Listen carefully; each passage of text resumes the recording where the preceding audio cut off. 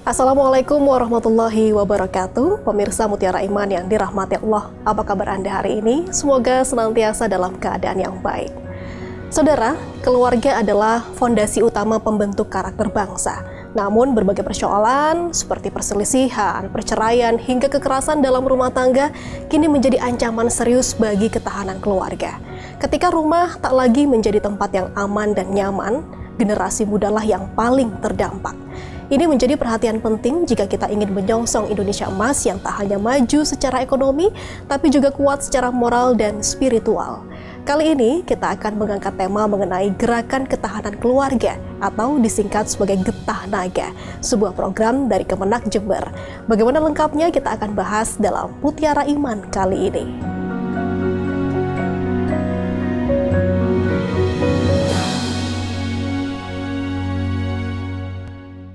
Kali ini sudah hadir bersama saya di studio Kompas TV Jember. Beliau adalah penyuluh agama Islam Kementerian Agama Kabupaten Jember, Ustadz Cecep Hendrik Adiatna SAG. Assalamualaikum Ustadz, apa kabar hari ini? Warahmatullah. Alhamdulillah. Sehat G? Sehat semua. Terima kasih sudah hadir bergabung di Mutiara Iman. Kalau biasanya kita berdiskusi di balik layar ya, Ustadz Cecep, kali ini jenengan berkenan langsung untuk menyapa pemirsa Kompas TV.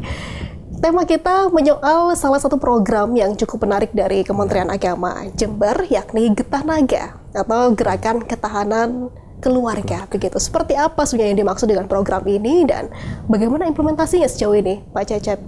Iya, terima kasih.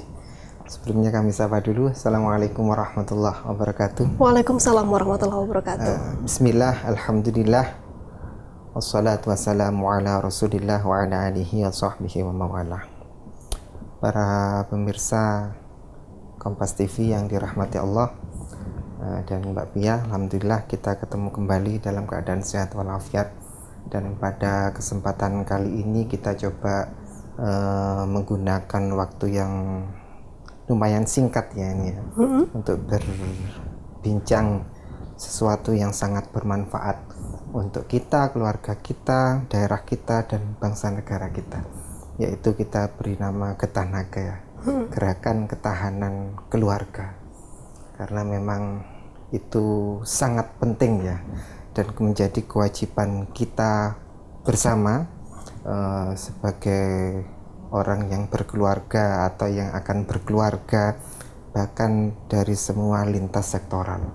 Makanya ini dikatakan sebuah gerakan karena butuh kerjasama semua bergerak dengan tujuan yang sama, yaitu keluarga yang tangguh, keluarga menciptakan keluarga yang harmonis, keluarga yang berkualitas. Kalau bahasanya Kementerian Agama apa? Keluarga yang sakinah, mawaddah warahmah. Nah, seperti itu. Dan di Kementerian Agama juga terus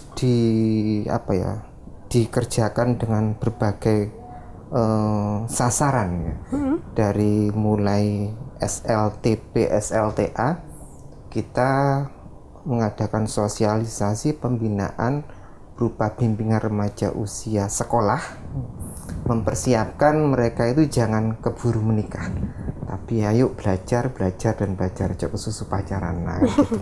Bahkan kalau yang untuk kuliah sudah usia nikah, kita beri nama BRUN, bimbingan remaja usia nikah. Kalau yang BRUS kan untuk SLTP, SLTA ya. Nah, jadi itu calon-calon yang akan menjadi calon kemanten itu. Kadang anak sekarang itu kalau di desa SMP kelas 2 itu sudah tonangan, bakalan, atau bahkan mohon maaf ada yang nikah siri ya, gitu ya.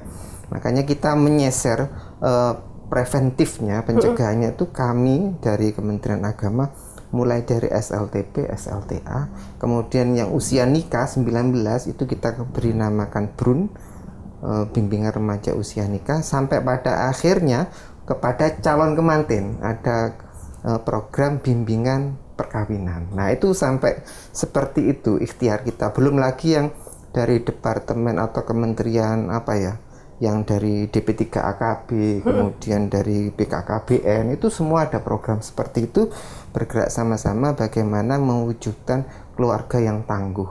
Dengan harapan yaitu tadi, melahirkan generasi yang tangguh, Mbak. Karena potensinya sangat besar Kalau keluarga itu harmonis, tangguh, berkualitas, potensi akan besar melahirkan generasi yang berkualitas. Apalagi yang tadi dikatakan Mbak Pia, menyongsong generasi Indonesia emas ya. Jadi pemirsa yang dirahmati Allah dan kita semuanya, gerakan ini atau program-program ini sudah sejalan dengan perintahnya Allah Subhanahu wa taala. Jadi kita di sini, gerakan kita melalui program apapun itu insya Allah bernilai ibadah, karena itu menjalankan perintah Allah dalam surat An-Nisa ayat 9. A'udzubillahi minasyaitonirrajim. Wal yakhshal ladina law taraku min khalfihim dzurriyyatan dhi'afan khafu 'alaihim falyattaqullaha wal yaqulu qawlan sadida. Yang artinya kurang lebih bahwa hendaklah kalian takut meninggalkan setelah kalian generasi yang lemah. Nah, itu di awal seperti itu. Jadi sudah diperintahkan oleh Allah bahwa kita itu jangan sampai meninggalkan anak-anak kita atau generasi kita itu generasi yang lemah. Takutlah kalian itu. Kenapa? Ya kalau lemah bisa, saya tadi mengatakan Mbak Pia bahwa itu berpotensi besar kepada generasi bangsa ya. Kalau generasi keluarganya utuh harmonis, insya Allah potensi besar akan melahirkan generasi bangsa yang tangguh, cerdas, sehat lahir dan batin.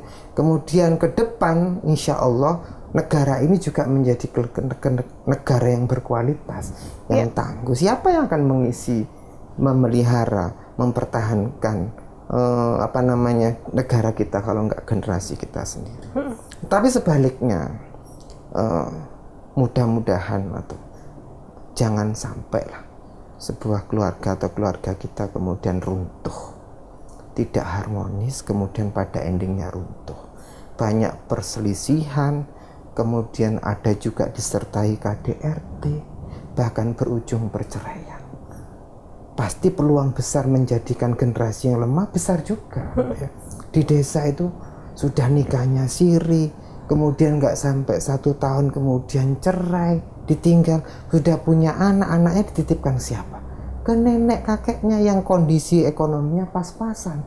Pasti ekonominya, gizinya, pendidikannya semua lemah. Nah kalau kemudian Indonesia emas tahun 2045, tahun sekarang generasinya seperti itu keluarganya, apa enggak jadi masalah besar?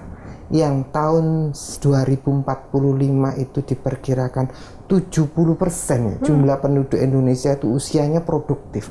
Nah kemudian usia 20-40 tahun 2045 itu jadi generasi yang banyak masalah, kurang kasih sayang, pendidikan juga lemah, kemudian jadi generasi narkoba, generasi manja. Kalau sekarang kita ngomongnya apa? Generasi strawberry, yang nggak kuat tantangan, inginnya senang-senang aja, apa nggak jadi masalah besar. Dan pemirsa dan Mbak Pia, kemarin saya baca di salah satu surat kabar ya, di bulan Maret itu, bahwa ternyata di Jember itu miris juga ya.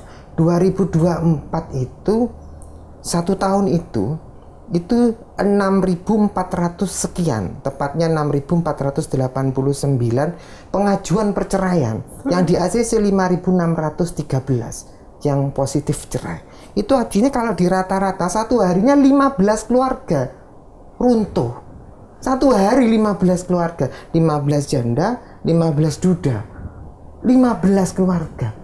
Nah itu terus kalau mereka sama punya putra putri kayak apa? Dan 2025 ini kayaknya bisa nyaingi 2024 di Jember ini. Dalam 2 bulan saja di surat kabar itu, Januari Februari itu yang ngajukan cerai 1100 sekian.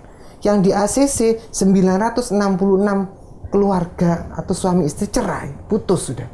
Loh, 966 dibagi 2 bulan taruhlah 60 hari itu 16 pasang cerai tiap hari. Jadi Mas Ronald mungkin tidak habis pikir itu kan ya, miris sekali Mbak. Ya. Makanya dalam kesempatan kali ini kita coba berbincang apa yang perlu kita perhatikan dan trik apa untuk bisa menjadikan keluarga yang harmonis. satu yang ingin kami sampaikan, ya kami mengingatkan pada diri kami pribadi juga, karena kita kan tugasnya saling mengingatkan, saling menguatkan bagaimana keluarga kita juga tetap kokoh ya. Yang pertama, baik yang masih berkeluarga atau yang akan berkeluarga itu hendaklah selalu ingat bahwa kita berkeluarga itu, kita dulu nikah itu semata-mata karena menjalankan perintahnya Allah. Jadi landasan iman dan takwanya itu tetap harus kita ingat. Itu landasan yang paling kuat, bahwa semata-mata karena mencari ridho Allah, niatnya, startnya itu karena Allah, dan jangan lupa endingnya nanti adalah juga menuju Allah, menuju surganya Allah. Jadi dalam proses yang sangat panjang itu kita selalu ingat itu, sehingga kita bisa mengalah, bisa fleksibel dengan tujuan itu, endingnya tetap seperti itu. Yang kedua, triknya dalam proses itu kan panjang ya, jadi butuh ilmu. Salah satu ilmu yang penting adalah ilmu komunikasi. Tolong dalam setiap permasalahan, pasti kan konflik ada itu, resepnya harus dengan musyawarah. Karena kita suami istri itu setara, seimbang dan adil. Cuman pada porsi dan fitrahnya masing-masing. Jadi harus ada musyawarah. Kadang yang sering kita contohkan, konflik itu terjadi pada hal-hal yang kecil, cuman berbeda sudut pandang. Ya, yang sering saya contohkan, kalau saya nulis angka 6 di sini, maka dari Mbak Pia angka ini terbaca angka 9. Iya. Kalau saya melihat angka 6. Nggak ada yang salah. Tapi kalau dalam musyawarah kita kemudian tujuannya mempertahankan pendapat kita, nggak akan ketemu.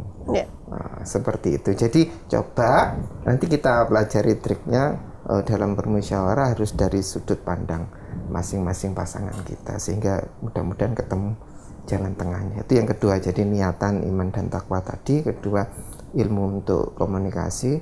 Yang ketiga, tetap berprinsip, tetap disadari, dipahami bahwa suami istri itu memang makhluk yang berbeda, laki-laki dan perempuan. Laki-laki itu karakternya bagaimana, perempuan bagaimana, jangan dipaksa untuk sama. Tetapi dalam sebuah keluarga, kita bukan orang yang sempurna, tetapi diciptakan untuk saling menyempurnakan.